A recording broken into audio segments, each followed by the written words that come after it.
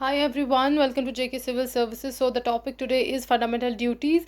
इस टॉपिक की पीडीएफ जो है आपको JK Civil Services के ऐप पर मिलेंगे और रेगुलर टेस्ट भी आपको ऐप पर ही होंगे. ठीक है. JK Civil Services की ऐप का लिंक जो है आपके डिस्क्रिप्शन बॉक्स में दिया हुआ है. Civil services in this video lecture हम आज करेंगे फंडामेंटल ड्यूटीज़. ठीक है. छोटा सा टॉपिक है लेकिन एसएसबी के एग्ज़ाम में सेवरल टाइम्स डायरेक्ट क्वेश्चन आता है. The pattern of question is कि आपको कोई स्टेटमेंट दे दिया गया, ठीक है ना, 2-3 स्टेटमेंट दे दिए जाते हैं. ऐसा क्वेश्चन पूछा जाता है कि इनमें से आप बताइए कि which one is a fundamental duty. इस तरह का क्वेश्चन बनता है. तो टोटल जितनी फंडामेंटल ड्यूटीज़ हैं you have to read them for once. Okay. तो देखिए, हमारे पास फंडामेंटल राइट्स हमारे कॉन्स्टिट्यूशन ने प्रोवाइड किए हैं, लेकिन ऑन द अदर हैंड हमारे कॉन्स्टिट्यूशन में जो फंडामेंटल ड्यूटीज़ है, एट द टाइम जब हमारा कॉन्स्टिट्यूशन बना तब कॉन्स्टिट्यूशन मेकर्स ने ड्यूटीज़ को ऐड नहीं किया. तो फंडामेंटल ड्यूटीज़ जो हैं ये ऐड हुई हैं bye 42nd constitutional amendment act 1976 से. ठीक है. ये पहली बात. ये क्या है, फंडामेंटल ड्यूटीज़ क्या है? ये कुछ ऐसी ड्यूटीज़ हैं जो सिटीजन्स को फॉलो करनी है. ओके. नंबर सेकंड, जो फंडामेंटल ड्यूटीज़ हैं पार्ट 4A यानी कि ए है, आगे कोई भी लेटर लिखा हो पार्ट के या आर्टिकल के आगे तो वन शुड अंडरस्टैंड कि अमेंडमेंट से ऐड हुआ है. ठीक है. अमेंडमेंट हमने अभी पढ़ी, कौन सी अमेंडमेंट है. देखिए, जो पार्ट 4 है, पार्ट 4 डील विद DPSP जो हमें अभी करने हैं, और आर्टिकल जो है एक ही इसमें आता है 51A जिसमें टोटल 11 फंडामेंटल ड्यूटीज़ आती हैं. ओके. और जो फंडामेंटल ड्यूटीज़ हैं these are inspired from the constitution of USSR. हमने सोर्सेज में पढ़ा हुआ है. रिकमेंडेशंस थी ये स्वर्ण सिंह कमेटी की. ठीक. 1976 में इन्होंने रिकमेंड किया, जिसकी वजह से जो है 10 फंडामेंटल ड्यूटीज़ हमारे कॉन्स्टिट्यूशन में ऐड हुई. ठीक है. जो 11th फंडामेंटल ड्यूटीज़ हैं वो वर्मा कमेटी ऑब्जर्वेशन से ऐड हुई और 11th फंडामेंटल ड्यूटी जो है वो 86th कॉन्स्टिट्यूशनल अमेंडमेंट एक्ट 2002 से ऐड हुई है. ओके. डिटेल में हम बाद में पढ़ेंगे कि क्या थी वो 11th फंडामेंटल ड्यूटी. नेक्स्ट ये है कि जो फंडामेंटल ड्यूटीज़ हैं these are applicable to citizen, only on the citizen. ये फॉरेनर पे को एप्लीकेबल नहीं होती है. जैसे हमने फंडामेंटल राइट्स पढ़े थे, उनमें से कुछ राइट्स जो थे वो सिटीजन्स और फॉरेनर्स दोनों के लिए थे. लेकिन जो फंडामेंटल ड्यूटीज़ हैं these are applicable on citizens only. और एक इम्पॉर्टेंट चीज़, दीज आर नॉन जस्टिसेबल. ये नॉन एनफोर्सेबल है, यानी कि अगर आप इनको फॉलो नहीं करोगे तो ऐसा नहीं है कि आपको कोई फ़ाइन करेगा या कोर्ट आपके अगेंस्ट कोई ऑर्डर निकालेगा. इसे कहते हैं नॉन एनफोर्सेबल है ये. ठीक है. बट साथ ही ये भी बात मेंशन है कि अगर पार्लियामेंट कोई लॉ एनेक्ट करता है तो ड्यूटीज़ है, जो फंडामेंटल ड्यूटीज़ है, इनको इन्फोर्स किया जा सकता है. ठीक है. जैसे फंडामेंटल ड्यूटी है, फॉर एग्जांपल हमारी पहली ही फंडामेंटल ड्यूटी है क्या, टू अबाइड, हमें रिस्पेक्ट करनी है हमारे कॉन्स्टिट्यूशन की, आइडियल्स की, यानी कि हमारे नेशनल फ्लैग की, एंथम की. अब ये फंडामेंटल ड्यूटी है. ठीक है. अब बताया कि अगर कॉन्स्टिट्यूशन चाहे तो कोई एक्ट बना के, लेजिस्लेशन ला के इनको इन्फोर्स कर सकता है. लेजिस्लेशन बना, अगर एक्ट बन गया तो फिर एक्ट में कुछ एक्ट अगर बन गया इस चीज़ के रिलेटेड, फिर फंडामेंटल ड्यूटी जो है वो एनफोर्स हो जाएगी. जैसे फॉर एग्जांपल एक केस था, इम्पॉर्टेंट नहीं है, it was national anthem case इसको कहते हैं. ठीक है. नेशनल एंथम केस था Bijoe Emmanuel versus state of Kerala. देखिए, ये पॉइंट को अंडरस्टैंड करने के लिए, ये जो नेशनल एंथम केस था इसमें क्या बताया गया कि इसमें बताया गया कि अगर किसी का पर्सनल रिलीजन या फेथ, ठीक है ना, उसको इजाज़त नहीं देता है कि वो नेशनल एंथम गाए, नेशनल एंथम को सिंग करे, ठीक है, तो इट इज़ ओके, कोई प्रॉब्लम नहीं है. ठीक है. लेकिन पार्लियामेंट ने क्या किया, ठीक है, पार्लियामेंट ने क्या किया, 51A ये वाली जो ड्यूटी है ना, इसने क्या इन्फोर्स किया पार्लियामेंट ने. ठीक है. तो एक एक्ट आया, कौन सा, कि इट इज़ 51A क्या कहता है, parliament enacted prevention of insult to national honour act 1971. ये एक्ट जो है इनेक्ट कर दिया पार्लियामेंट ने कि अगर कोई नेशनल एंथम या फ्लैग की रिस्पेक्ट नहीं करता है, because there were many instances जहाँ पर फ्लैग को जलाया जाता था, नेशनल एंथम नहीं गाया जाता था, तो पार्लियामेंट ने एनेक्ट कर दिया इस ड्यूटी को थ्रू लेजिस्लेशन, ठीक है, prevention of insult to national honour act 1971। Okay, तो ड्यूटीज़ इन जनरल हम पढ़ते हैं कि नॉन एन्फोर्सेबल है, अगर फॉलो नहीं करेंगे तो आप पे कोई फ़ाइन वगैरह नहीं होगा, लेकिन अगर पार्लियामेंट चाहे तो कुछ ड्यूटीज़ को जो है वो एनेक्ट कर सकती है, जिनको फॉलो अगर हम ना करें तो हमें सज़ा हो सकती है। That was a simple example.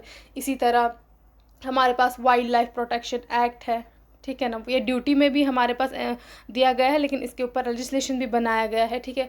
Forest conservation act है हमारे पास। ओके, ये कुछ एग्जांपल्स है। अब जो फंडामेंटल ड्यूटीज़ है इनको वन बाय वन हमें पढ़ना है, ठीक है, सो दैट हमें याद रहे कि क्या क्या हमारी फंडामेंटल ड्यूटीज़ हैं। तो सबसे पहले 51A क्लॉज ए क्या बताता है, यही जो हमने पहले पढ़ा कि हमें अपने कॉन्स्टिट्यूशन आइडियल्स, जो आइडियाज़ हैं, इंस्टीट्यूशन जो है हमारे, वो नेशनल फ्लैग, नेशनल एंथम, हमें इनकी रिस्पेक्ट करना है, डिसरिस्पेक्ट नहीं करना है। और साथ ही साथ दूसरी ड्यूटी क्या है कि we have to cherish and follow the noble ideals which inspired our national struggle. देखिए हमारे नेशनल स्ट्रगल के लिए हमारे आइडियल्स क्या है कि हमें फ्रीडम मिलना चाहिए, फ्रीडम, सवरैनिटी, राइट्स, ठीक है ना। तो जो हमारे नेशनल स्ट्रगल के लिए आइडियल्स थे वही बाद में कहीं ना कहीं हमारे कॉन्स्टिट्यूशन में ऐड हुए, तो हमें इनको भी क्या रिस्पेक्ट करना है। साथ ही साथ वी हैव टू, हमें अपने लाइक ऐसा नहीं है कि हमने ऐसे कोई यूनिटी, हमें ब्रदरहुड मेंटेन करना है, integrity of India, sovereignty of India हमें प्रोटेक्ट करनी है, ठीक है। हमें ऐसी कोई हरकत नहीं करनी है जिससे कि हमें हमारे इंडिया में जो है वो लोग डिवाइड हों, ठीक। Next is to defend the country. हाँ, टाइम आने पर हमें अपने कंट्री के अगर नेशनल सर्विसेज के लिए हमें कॉल अपॉन किया जाए तो हमें वो करनी है, ठीक। Number next is we have to promote harmony and the spirit of common brotherhood, ठीक है। हमें ऐसा कुछ वायलेंस जो है वो नहीं फैलाना है among the people of India, ठीक है ना, ट्रांसेंडिंग, क्योंकि वी हैव डाइवर्सिटी, ठीक है, हमारी हिटेरोजीनस सोसाइटी है, डिफरेंट लैंग्वेजेस, रिलीजन, कल्चरल लोग रहते हैं, तो हमें इसमें क्या यूनिटी मेंटेन करके रखनी है, ठीक है। और साथ ही साथ एक और चीज़, we have to renounce practices और डेरिग्रेटरी या डिग्निटी ऑफ द वुमेन, ठीक है, हमें वुमेन की डिग्निटी को मेंटेन रखना है। ओके, 51F क्या कहता है, we have to preserve the rich heritage and composite. India का बहुत ही रिच और पुराना कल्चर रहा है, कंपोजिट कल्चर रहा है, तो हमें उसको भी प्रिजर्व करना है। Next is we have to protect, हमें हमारा national environment including forest, lakes, देखिए इसके लिए लेजिस्लेशन भी लाया है पार्लियामेंट ने, वाइल्ड लाइफ प्रोटेक्शन एक्ट है हमारे पास, ठीक है, फॉरेस्ट कंजर्वेशन एक्ट है हमारे पास।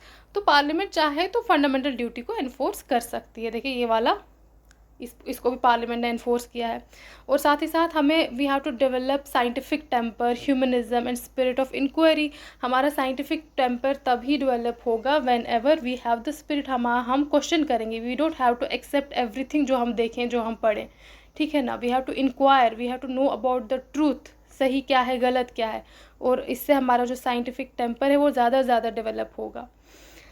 ड्यूटी 51A क्या कहता है, we have to safeguard public property and absorb violence. हमें वायलेंस नहीं करना, क्योंकि जब भी कुछ भी दंगा फसाद वायलेंस होता है तो पब्लिक प्रॉपर्टी ही जो है वो डैमेज होती है, ठीक है।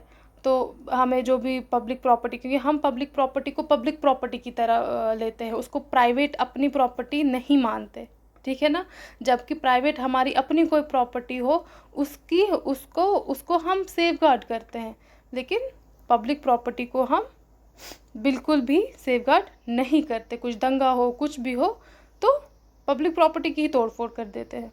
फिर 51A क्लॉज जी क्या कहता है, to strive excellence in all sphere of individual और collective national constantly to raise the higher levels and endure and achievements. यानी कि अगर हम अपने एक्सीलेंस के लिए काम करें तो वो कलेक्टिवली क्या होगी, वो हमारी नेशन की, हमारी कंट्री की अचीवमेंट होगी, ठीक है ना। अगर हम कुछ करते हैं, कोई काम करते हैं, कोई जॉब के लिए पढ़ते हैं, या कोई सिविल सर्विसेज का एग्ज़ाम के लिए पढ़ते हैं, तो इफ़ यू क्वालिफाई दैट, तो इनडायरेक्टली हम क्या कर रहे हैं, हम नेशन को सर्व कर रहे हैं, ठीक है ना। और नेशन को constantly rise is the higher level to ensure achievement ले रहे हैं, ठीक है। तो नेशन मतलब अपनी अगर एक्सेलेंस हम बढ़ा रहे हैं, तो इनडायरेक्टली कहीं ना कहीं हम वो नेशन की बिल्डिंग और नेशन की एक्सेलेंस में हेल्प कर रहे हैं, ठीक है। और हमें यही करना है। लास्ट ड्यूटी जो 86 अमेंडमेंट एक्ट ऑफ 2002 से ऐड हुई, वो ये है कि it is the duty of guardian to provide opportunities for education and his child in case में between the age of 6 to 14। देखिए 86 अमेंडमेंट से एक्चुअल में 3 चेंजेस आई थी। एक आर्टिकल हमने फंडामेंटल राइट्स में पढ़ा था, 21A ऐड हुआ था, जिसमें क्या था, free and compulsory education to the children, जो कितने 6 से 14 साल की एज के थे। और DPSP में भी एक चेंज आई थी, ठीक है, अर्ली चाइल्डहुड केयर में, वहाँ पे 6 से 14 साल था, इसको चेंज करके 0 से 6 साल अप्लाई कर दिया था, क्योंकि ये यहाँ पर इन्होंने फंडामेंटल राइट में ला दिए थे। और साथ साथ एक ड्यूटी भी ऐड कर दी गई थी कि ये पेरेंट्स की या गार्डियंस की भी ड्यूटी है कि वो अपने चिल्ड्रंस को जो है वो स्कूल भेजे, ठीक है। उनको अपॉर्चुनिटी दे कि वो बच्चों को अपॉर्चुनिटी दे कि वो अर्ली चाइल्डहुड केयर जो है वो ले सकें between the age of 6 and 14। So that was a very small topic, लेकिन ये जो फंडामेंटल ड्यूटीज़ हैं इनको रीड आउट करिए 2 times और 3 times। Okay, that's all. Tomorrow we will do our last topic, वो आपका DPSPs होगा। Okay, thank you.